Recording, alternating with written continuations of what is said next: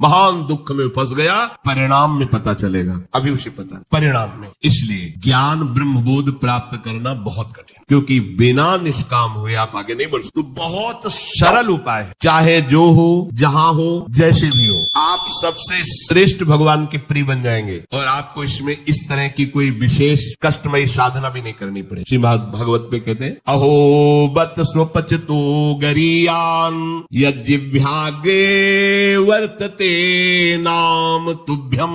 ध्यान दीजिए, ते पुस्तपस्ते जुहुः शश्नुरार्या ब्रह्मानुचूर्णाम गृणन्ति ये ते। जिसके जिह्वा में राधा राधा राधा, श्री हरि राधा, राधा कृष्ण, राधा वल्लभ, राधे श्याम, या जो राम कृष्ण हरि शिव नाम जो तुम्हारे गुरुजी ने दिया हो, या जो तुम्हें प्रिय लगे, मन से नहीं कह रहे, यज्जिह्वाग्रे वर्तते नाम तुभ्यम। जिसकी जीव के अग्रभाग में ऐसा स्वभाव बन गया है, चल रहा है, नाम जप करे। बोले अहो बत स्वपच तो गरीयान, यद्यपि वो स्वपच है फिर भी गरीयान वो सबसे श्रेष्ठ है। हरिराम व्यास जी ने कहा कि वेदास जी की चरण धूलि के सामने करोड़ों ब्राह्मण नहीं, क्योंकि उनकी जिह्वा पे निरंतर हरि का नाम बिना। इसीलिए यहाँ ब्रजवासी सब ब्रह्मा से भी परम पवित्र और श्रेष्ठ माने गए। व्यास मिठाई विप्र की तामे लगे आग, वृंदावन की स्वपच की जूठन खाइए मांग।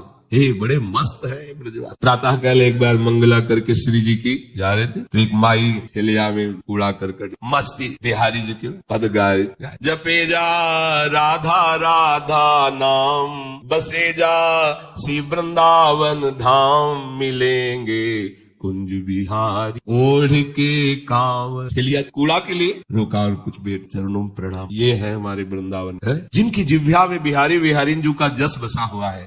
परम पावन श्रीधाम वृंदावन की परिचर्या में लगे तो व्यास मिठाई विप्र की तामे लगे आग, वृंदावन के स्वपच की जूठन खाइए मांग, क्योंकि ये हरि प्रेम प्रदान। किसी के सामर्थ्य नहीं कि संतों के माथे पे हाथ रखे। एक ब्रजवासी का छोरा छोटा सा हो, उसके पैर चल, कोई भी हो ऐसे लबा के जा बाबा, और उसको जब प्रणाम किया ना भैया, लाडली जी कृपा हृदय निहाल हो गए। ये आशीर्वाद कौन दे सकते? देखो बरसाली के गोसाई पे चरण छुओ, सीधे लाडली जी से हाथ करके बात करते हैं।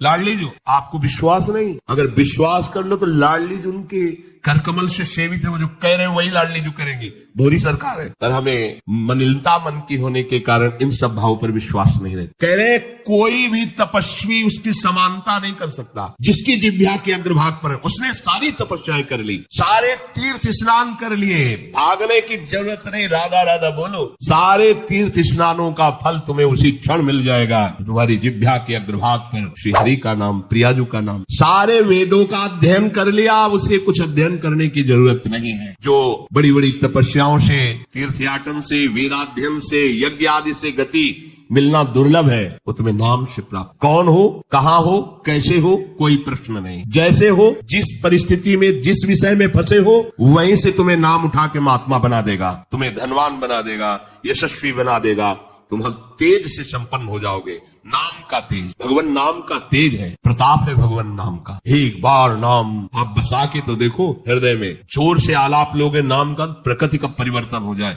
अरे स्वामी का नाम है, सुमिर पवन सुत पावन नामू अपने बस करी राखे, जपहि नाम जन आरत भारी, मिटहि कुसंकट होय सुखारी। इदम ही पुंसस तपसः श्रुतस्य वा स्विष्टस्य सूक्तस्य च बुद्धि दत्तयोः अविच्युतोऽर्थः कविभिर निरूपितो यदुत्तम श्लोक गुणानुवर्णनम। बड़े बड़े वेदनिष्ठ ब्रह्म ऋषियों ने निश्चय किया है कि भगवान के नाम का निरंतर जप गुण कीर्तन, इससे बड़ा कोई तप नहीं, कोई वेदाध्ययन नहीं, कोई यज्ञ नहीं, कोई ज्ञान या कोई दान इससे बढ़कर के नहीं है। बस प्रभु के नाम में तुम्हारी प्रीति हो जाए। कलिम सभाजयन्त्यार्या गुणज्ञाः सारभागिनः यत्र संकीर्तने नैव सर्वः स्वार्थो भी लप्यते न हृतः परमो लाभो देहिनाम भ्राम्यतामिहि यतो विंदेत परमाम शांतिम नुष्यति संस्कृति। ये कलिकाल किसी को बख्शेगा नहीं, अगर नाम जप नहीं तो बुद्धि को भ्रष्ट कर देगा। इसका प्रभाव है कपट, चतुरता, बेईमानी और पापाचरण में रति, इसका प्रभाव है। कली इन दोषों से संपन्न है, हर एक इसका महान गुण है। जिसकी जिह्वा पे प्रभु का नाम होगा, इसके कोई भी दोष उसका स्पर्श नहीं कर सकते। और कल स्वयं भयभीत हो जाता है। जिसकी जिह्वा पे नाम है, इसकी एक बड़ी प्रशंसा है। 10,000 वर्ष तपस्या करने पर जो फल मिलता है 24 घंटे निरंतर नाम जप करने से मिल जाएगा। कलयुग की ये विशेष महिमा है। हम लोगों को भगवत प्राप्ति बड़ी सहज है। दाहिने पैर के अंगूठे के बल हाथ उठा के ऊपर, बोले कितने, वो 10,000। 10 सेकंड नहीं खड़े हो सकते। नहीं, दाहिने पैर के अंगूठे के बल हाथ उठा के 10 सेकंड नहीं खड़े हो सकते। और वो अवश्य भगवान की प्राप्ति की बात नहीं कही गई है। वो अलग अलग कामनाओं की अलग अलग 24 घंटे नाम कीर्तन करने से वो फल प्राप्त हो जो उनको 10,000 वर्ष ऐसे करने से। कलयुग का बड़ा प्रताप। जो तुम स्वार्थ की पूर्ति चाहते हो या परमार्थ की पूर्ति चाहते हो या तुम रोग का नाश चाहते हो, तो एकमात्र उपाय है भगवान के नाम का निरंतर। निरंतर शब्द में बड़ी कठिनता है। महात्मा जन इसी का प्रयास करते। अव्यावृत भजना, ये सिद्ध अवस्था है निरंतर भजन। आपसे निरंतर ना हो तो थोड़ी थोड़ी देर में स्मरण करने का अभ्यास बना लीजिए। एक बार सत्संग में अगर 5 मिनट में एक बार राधा बोल दो, हर 5 मिनट में एक बार राधा बोलना है। राधा 5 मिनट फुर्सत करो, चिंतन या कार्य जो कर, पर 6वां मिनट न लगने पावे फिर 5 राधा। एक दिन आप देखना निरंतर नाम चलने लगे। इससे विषयों के प्रति जो आसक्ति है वो एक बार तो बढ़ेगी। होम्योपैथिक दवा जैसे रोग एक बार उभरेगा, आपको लगे वो बढ़ती नहीं, अंदर छुपी हुई निकलती। ध्यान से सुनोगे तो प्रश्न खत्म हो जाएंगे। अपने लोगों के प्रश्न रहते हैं, जब भजन में बैठते हैं तो बड़ा मन चंचल होता है, बड़ी गंदी बातें आती हैं, ये वो। हम भी कह रहे हैं, जब आप नाम जपना शुरू करोगे तो पहले आपको जलन होगी, आपके अंदर ये विकार दिखाई देंगे, पर ये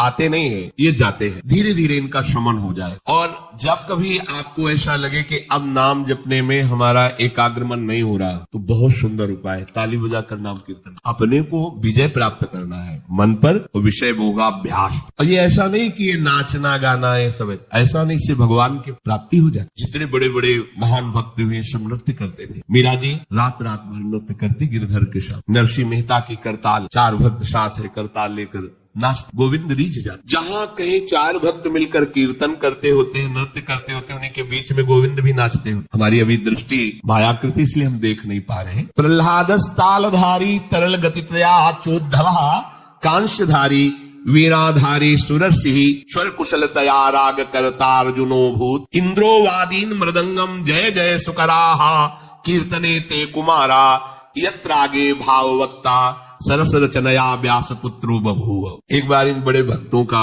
मिलन हुआ। श्री प्रहलाद जी, उद्धव जी, नारद जी, सनक सनंदन जी, सुखदेव जी आदि। अब इतने बड़े महापुरुष एकत्रित हुए तो भगवान को बुलाया जाए प्रगट में। बोले एक ही उपाय है, मद भक्ता यत्र गायंती तत्प्रतिष्ठाम। नारद जी ने कहा भगवान वही आ जाते। तो श्री प्रहलाद जी ने ताल देना पड़ा। ये भगवान को बहुत प्रिय है। अगर आपको कोई संगीत नहीं आता तो भगवान का प्रिय संगीत है ये। राधा राधा राधा राधा राधा। ना किसी की जरूरत है और ना किसी के सहयोग की। ले भाई ढोलक हारमोनिया अगर नहीं बजा लेते, कोई राग ले, हम कह रहे कोई राग ले, राधा राधा राधा राधा ताल की, ये हमारा ताल बज रहा है। ये बहुत बहुत ही काम की बात है। आप मान लीजिए, आपको मन लगाने के लिए बहुत बढ़िया उपाय और भगवत प्रसन्नता का बहुत बढ़िया उपाय। जहां आपका मन न लगे, शुरू आप देखना मन लग जाएगा। उद्धव जी ने मंजीरा उठाया। अब मंजीरा सब कोई न बजा पाए तो ऐसे ही उसको राधा राधा राधा जय जय राधा वल्लभ से हरिवंश राधा वल्लभ से वो आ जाएगा बजाना। हम ये देख रहे हैं कि प्रभु समस्त कलाओं से युक्त है और आप उनका गुणगान करो तो सीख जाएंगे। इतनी बड़ी बच्ची है, स्कूल ही नहीं गई, पूरी चतुरासी जी कंठस्थ सुधा निधि। आश्चर्य है, सुधा निधि के श्लोक बोलने में व्याकरण पढ़े हुए भी लड़खड़ा जाएंगे। ककहरा नहीं पढ़े, गई नहीं स्कूल। ये सर्वाश्चर्य में सकल विद्या विदित रहस्य श्री हरिवंश सहित। हमारी स्वामिनी सकल विद्या विदित है, आश्रय निर्मल हृदय ने लिया, वाणी प्रकाश। श्री चतुरासी जी कंठ। हम तो आश्चर्य, पर सर्वाश्चर्य में स्वामिनी जो, इसलिए क्या नहीं आपको ज्ञान हो जाएगा। आपको क्या पता नहीं चल जाएगा। जब प्रभु को पता चल गया तो सब उन्हीं में समाये हुए हैं, सब ज्ञान आ जाएंगे। श्री उद्धव जी ने मंजीरा उठाया और नारद जी का प्रसिद्ध वाद्य यंत्र तो वीणा जी है ही, और अर्जुन जी राग आलापने लगे। इंद्र ने मृदंग बजाना शुरू किया। सनक सनंदन बीच बीच में जय हो, ये कोई हंसी मजाक नहीं, जैसे कीर्तन में आप लोग बोलते हैं जय हो जय हो जय हो, आप बोलते ना, ये साधारण बात नहीं है। भगवान बहुत प्रसन्न होते हैं इससे। बोले ये सनक सनंदन सनातन सनत कुमार बीच में नाम कीर्तन में जय ध्वनि बोलने लगे, जय हो, और सुखदेव जी भाव भंगियां प्रकट करने लगे। जीव ही कीर्तन और नृत्य